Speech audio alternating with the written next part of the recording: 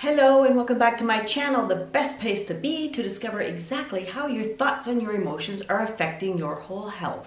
And not just your whole health, but your life as well. Hi, I'm Andrea Coulter, and this week I'm going to do something a little bit different. So Spirit had called me to discuss something a little bit different than just your normal day-to-day health and wellness issues in regards to mental and emotional well-being.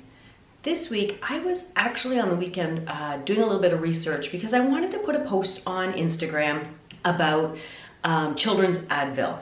So bear with me, it's an interesting journey we're going to go on today. So I was looking up children's Advil. I haven't looked up drug side effects in a really long time. My kids are in their 20s and they don't really need me to do that research for them anymore. And I kind of have the things that I like and follow along, and I don't really use conventional medicine. However, so I started Googling side effects. And are you somebody who actually looks up labels and researches exactly what's in everything? I don't know about you, but my mom used to tease me when I was little because even when I was eating my breakfast, whatever box of cereal or whatever was on the table, I always turned it around so that I could read all the ingredients. I was obsessed with reading ingredients. I don't know why, but I was. So I still do this today, obviously for other reasons. I was looking up the list of side effects, and I don't know if you're aware of this, but when it comes to the listing of side effects, when it says most common side effects, which is usually a pretty long list, that actually means that 9 times out of 10, you're going to have any one or a number of those symptoms come up to some degree or another. Now, when it says rare side effects, which when you hear about the rare side effects, some of these are scary as shit, seriously. And I'll read you a few of them that were on the list for children's Advil. Again, no wonder I choose to try to avoid these things as much as possible. So that was the reason I wanted to do this, is to let you be aware that these side effects are there.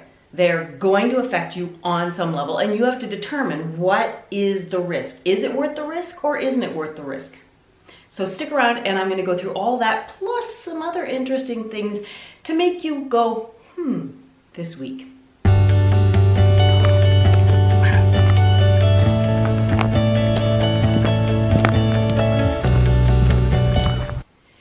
So some of the rare side effects, which the reason they're there and they're on the list is because they actually happen.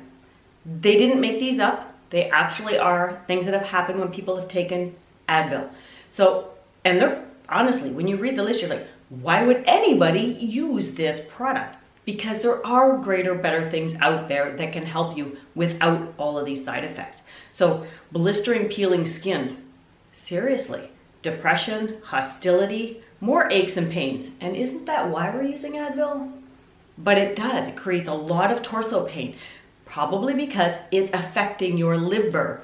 And a lot of the interesting side effects are liver-related symptoms like skin issues, hives and rashes and burning red eyes and aches and pains around the torso, the lower back, the stomach, the chest compression. The list goes on and on. It is literally insane. And yet, as a mom, I get it. I really do. If I had not already been using all kinds of natural therapies since I was a teenager, when it came to being a mom, I totally would have been on board with using whatever I could get my hands on to help my children get through whatever they're struggling with. I totally understand that. And I will say, there are times when I've waffled with my beliefs on, maybe I need to go and use something a little bit stronger. And I'll share a story. So I remember one time when my son was, I think he was around 8 years old. I don't know, I'm the worst with dates and age. But he was about that age. And he had a toothache come up. And he was crying in pain. And I get it, tooth pain is the worst. In the last 25 to 30 years, I've taken 2 Advil. And it was because I had an abscessed tooth. So I totally understand. I am not conventional medicine. I'm not like this crazy wacko that says never ever. No, there's a time and a place for everything. I absolutely get it. However, I'm always willing to do my own due diligence first and figure out, is there a safer, better way to deal with this? So my son had a toothache. We were supposed to be going off to the cottage that weekend. It was Friday morning. He was in pain, he was crying. I had given him anything and everything I could come up with. All the remedies, all the supplements and the herbs and the soaking and you name it. I had tried it and I get it. Tooth pain is super difficult to deal with. So I finally kind of gave in. And again, we were supposed to be leaving. I couldn't get him into the dentist. So I decided that, okay, I'm gonna go to the drugstore and see what I can come up with. So off I go to the drugstore, and honestly, I have not looked for anything conventional in so many years. I was so overwhelmed looking at everything on the shelves.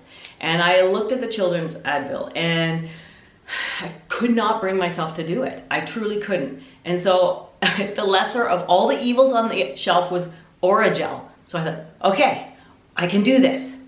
I will say though, I did buy Advil. I never used it, but I did buy it because I thought, okay, last case scenario, I totally will go there. Even if it's just once or twice, just to get him over this hump, because then I can go in with remedies and clear the toxins away later. So that was my thinking.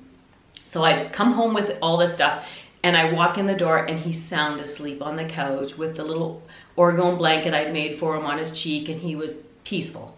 And when he woke up later, the pain was gone. Never came back again for a long time, like months and months and months. It ended up he was having a wisdom tooth coming in sideways. But at the time, as I said, I was willing to go wherever I needed to go as a mom to help my child get through this pain. But what's interesting is I actually had found an herb online when I was researching before I gave up, which actually grows as a common weed everywhere on my property. So I went out, I picked some leaves, I macerated it down, and I gave him some of that tincture. And it probably